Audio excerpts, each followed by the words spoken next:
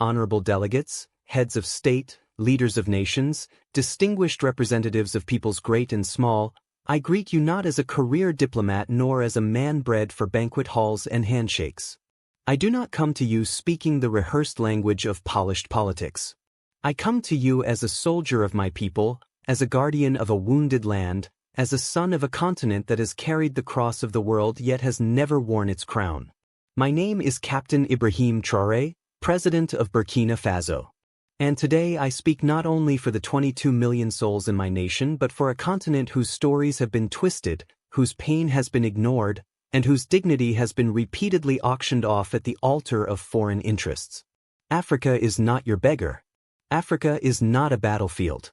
Africa is not your experiment, your puppet, your warehouse of raw materials. Africa is rising, not to kneel, but to stand. And today I say before this great assembly of nations, Africa will not kneel. 1. On the false generosity of global politics. For decades, you have sent us aid with one hand while extracting our lifeblood with the other. You build wells in our villages while your corporations drain our rivers. You donate vaccines yet patent the cures. You speak of climate action yet continue to fund the very forces that burn our forests and dry our lakes. What kind of generosity is this? The kind that feeds the mouth but silences the voice, the kind that keeps a man alive just enough to keep him dependent. We are not blind to this hypocrisy. Let me be clear, we are not ungrateful for sincere humanitarian assistance, but we reject a global order that disguises exploitation as partnership.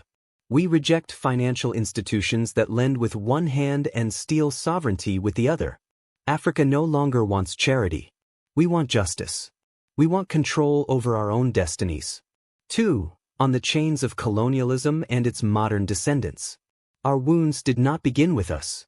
They were inherited legacies of an empire-building madness that saw us not as humans but as cheap cargo laborers. My ancestors were not consulted when maps were drawn with rulers and compasses in Berlin.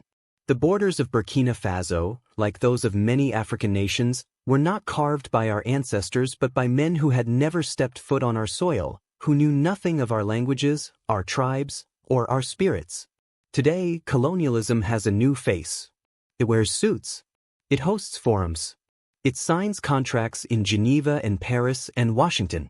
But it still takes without consent. It still dictates instead of dialogues. It still silences instead of listening.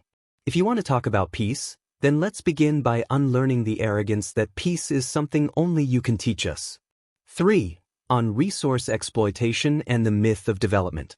They call us developing, as if the theft of centuries did not set us back, as if the gold from our lands, the diamonds from our rivers, the oil beneath our feet did not build the very skyscrapers in which this assembly sits. Let us speak plainly, Burkina Faso is rich. Africa is rich, rich in minerals, in culture, in wisdom, and in youth. But you have taught us to measure richness in GDP and export value.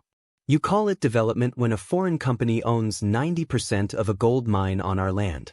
You call it progress when your security forces guard cobalt mines but not our children's schools. That is not progress. That is piracy with legal documents. From now on, we will define development on our own terms. Development that puts children in classrooms, not minerals on cargo ships. Development that respects the land, the people, and the soul of a nation.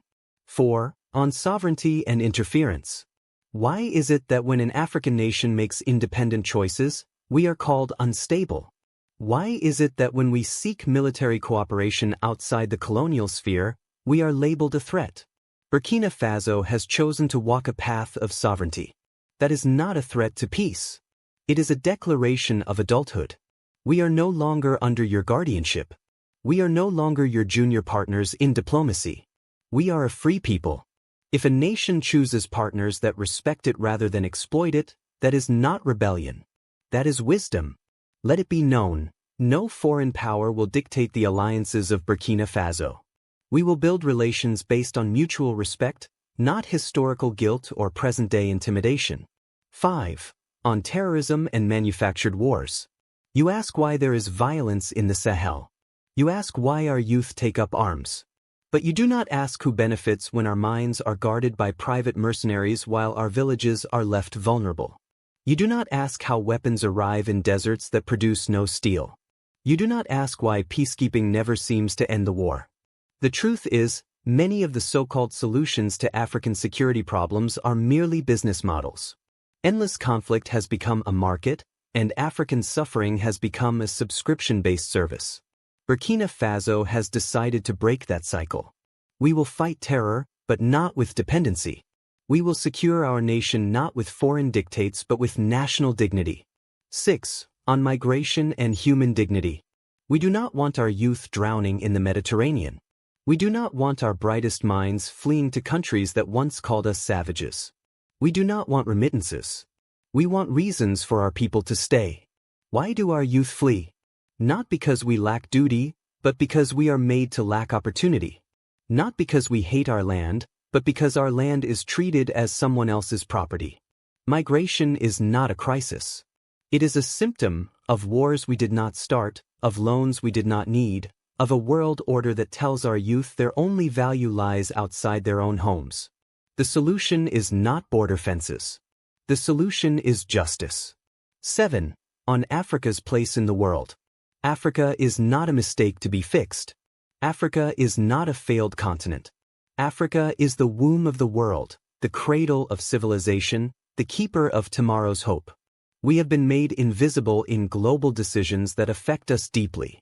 At the UN Security Council, Africa, with 54 sovereign nations, has no permanent seat. What justice is this? You call it balance. We call it betrayal. You speak of democracy yet uphold a global structure where the powerful few veto the dreams of the many. We will no longer whisper in rooms where we deserve to speak with full voice. 8. On faith and spiritual dignity. We are a spiritual people. Before your cathedrals, our ancestors sang to the sky. Before your missionaries, we knew the language of the rivers and the laws of the sacred forest. Christianity came, Islam came, and we received them, not as slaves but as seekers. But now we ask, will the church and the mosque stand with us, truly with us, when our people are displaced by greed masked as globalization? Will your pulpits echo our cries or only repeat the songs of the powerful? Faith, too, must be decolonized. It must walk with the poor, not the privileged. 9. On unity among African nations. This is not a speech from one country. This is the stirring of a continent. You see Mali, Niger, and Burkina Faso forming a new bond. You fear our unity, because it threatens the myth that Africa can only rise under your supervision. We are uniting not to wage war but to wage dignity, to pool our courage, to share strength, to protect each other when the world turns its back. Pan-Africanism is not a dream. It is our lifeline, and we will build it stone by stone, heart by heart, with or without your approval. 10. To the youth of Africa. To the young boy selling oranges by the roadside, to the girl who walks 10 kilometers to attend school, to the child whose only toy is a stone but who dreams of stars, you are the reason we fight. Do not believe the lie that your continent is cursed. You are the blessing. Do not envy foreign passports. Be proud of your name, your land, your roots. The world may not applaud you now, but the future will speak your name in honor. 11. Final words. We will not kneel. I do not come to declare war. I come to declare will. So we will not kneel to fear. We will not kneel to foreign banks.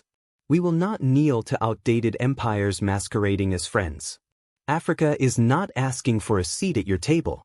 We are building our own, a table where no child eats last, where no nation is silenced because it lacks nuclear arms, where justice is not filtered through the lens of race or history but shared as breath is shared. This is our vision, and this is our vow. Let the world hear it today and always. Africa will not kneel. Thank you. If you're passionate about truth, justice, and Africa's rising voice, don't just watch, be part of the movement. Hit that subscribe button so you never miss powerful updates on Ibrahim Traoré and global politics. Like this video to show support for African leadership standing tall. Drop a comment below, your opinion matters. And share this video with your friends, because the world needs to hear this. Together, we amplify the voice of change. Hashtag Traoré, hashtag Africarizing, hashtag Truth to Power.